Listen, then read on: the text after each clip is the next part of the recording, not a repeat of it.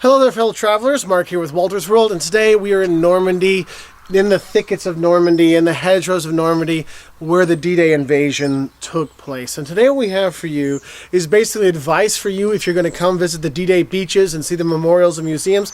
Some things you should know before you come so you can get the most out of this very moving, very poignant, very powerful place to visit in France. So first things first is there is a lot of different beaches out here you can go to. If you're an American, the Americans came to Utah Beach and Omaha Beach. For my Canadian friends, that's Juno Beach you're looking for. For my British friends, you've got Sword Beach and Gold Beach, and there's the Pegasus Bridge and things like that. And there's very different things on offer in each of these different places you go, because over time the U.S. beaches, Utah and Omaha, you can still feel. Like, you can go to Omaha and you can see, wow, they had to go 800 meters up, and you can really see how the water and the beach, the water goes out. And you're thinking, how the heck did they make it from the water up to the coastline? And you're just like, wow. I mean, it's just really a very powerful thing. Whereas if you go to something like Sword and you go farther up towards the British landing beaches, those now have kind of been redeveloped, and they're actually like beach communities and stuff like that, so it's harder to see and get a feel for what it was really like during D-Day. So if you want to get a feel for the beaches on D-Day, I do recommend going to Utah Beach or Omaha Beach, because you get more of a feel for that than if you're going to some of the British beaches on that way. So I want to get that out of the way first. Now, when you're going to be coming to see the D-Day beaches, there's tons of museums, tons of memorials, so you won't have a problem with that, and I'll go some of the ones I like later on. But you probably want to know is, where should we stay when we come to see the D-Day beaches? Because yes, you could do a really long day trip from Paris for these things, but I recommend staying here in Normandy. I'm a big fan of Normandy. We've got videos on visiting Normandy, so check those out.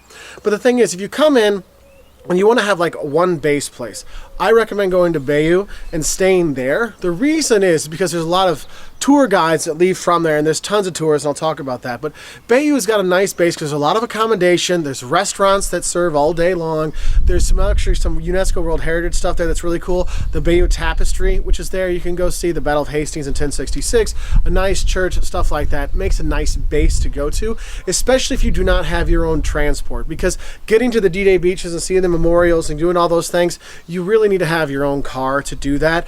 But if you don't have your own car, yes, you can hire guides, and I recommend getting a tour guide for this, because they can really tell you the stories and give you much more background information about all the places and what was going on, and explain how things are. So definitely, if you're looking for a guide, get a guide to do these things. Now, if you're not looking for a guide that will drive you around and stuff like that, which is really cool, and you do have your own transport, you can do it on your own, okay? Now, if you're going to start looking at going to the beaches, what I do recommend first is actually going to see some of the museums and get some background before you go to see the beach, because then you can put it more in perspective, because the beaches really are just the beach and some memorials there. So go to the museums first to get a good idea. That's why I say go to Bayeux, because in Bayeux they have a really great Battle of Normandy museum. It's multiple stuff out there. You get to hear, you learn about the generals, you get to learn about the equipment, the people, the nurses, the journalists. They've got a great movie that gives you a background of how all the battles were. It wasn't just D-Day. This took a long time for the Battle of Normandy, because D-Day is one day. Then they have D-Day +1, +2, +3, and all that whole Battle of Normandy. And you go there, and Bayeux, their museum there really gives you a nice, good background. So when you go around, you start to see things much better. Understand, oh, this is where this happened. This is where that happened. Oh yeah, I can see why King was so tough to kind of take.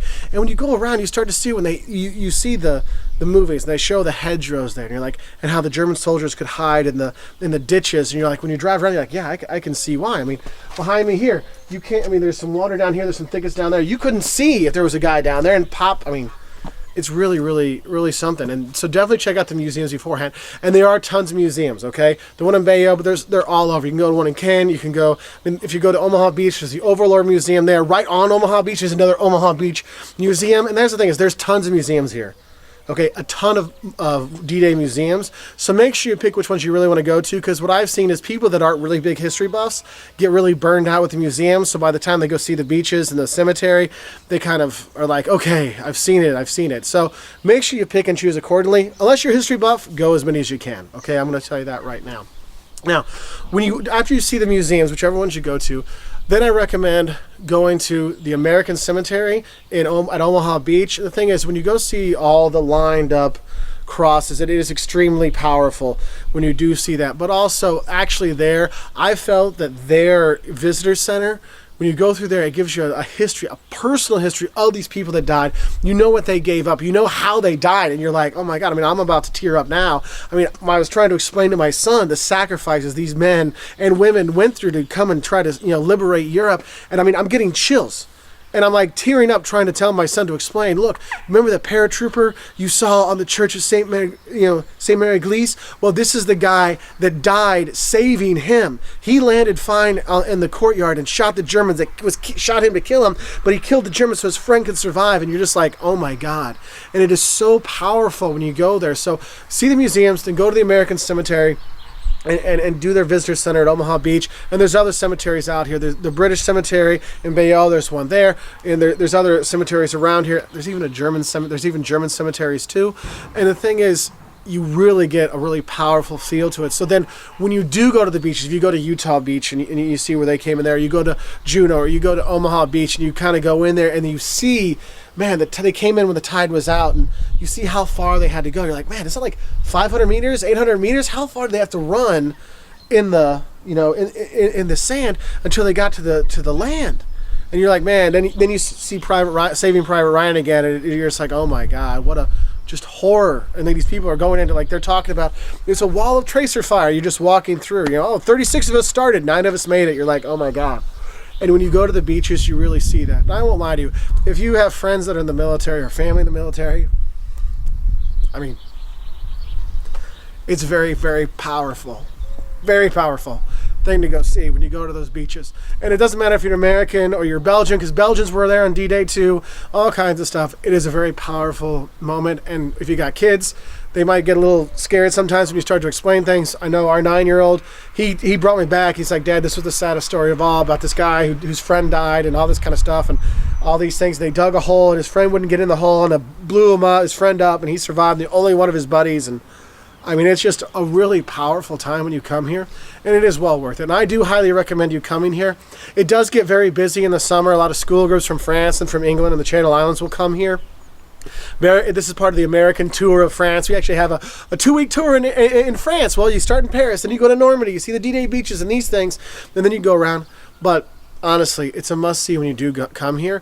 There are a lot of little villages around you can stay in, okay, when you do come here. Bayeux makes a good base, but if you get a chance to have your own car to drive around, I recommend staying in, some of these guitas or like the B&Bs around here. I mean, we're staying in a redone barn, okay, and it is fantastic. The people here are wonderful. English, no, they're not super great at the English, but they're not like, some people have this idea that French are like, oh, you do not speak French, we don't care. But here they're like, it's okay, you don't speak French. They're nice about it. The people in Normandy really are fantastic. If you're looking at when you are here, have some cider when you are here, but maybe you need something a little bit stronger after you go to the beaches. You can have the Calvados a little bit stronger out there for those kind of things.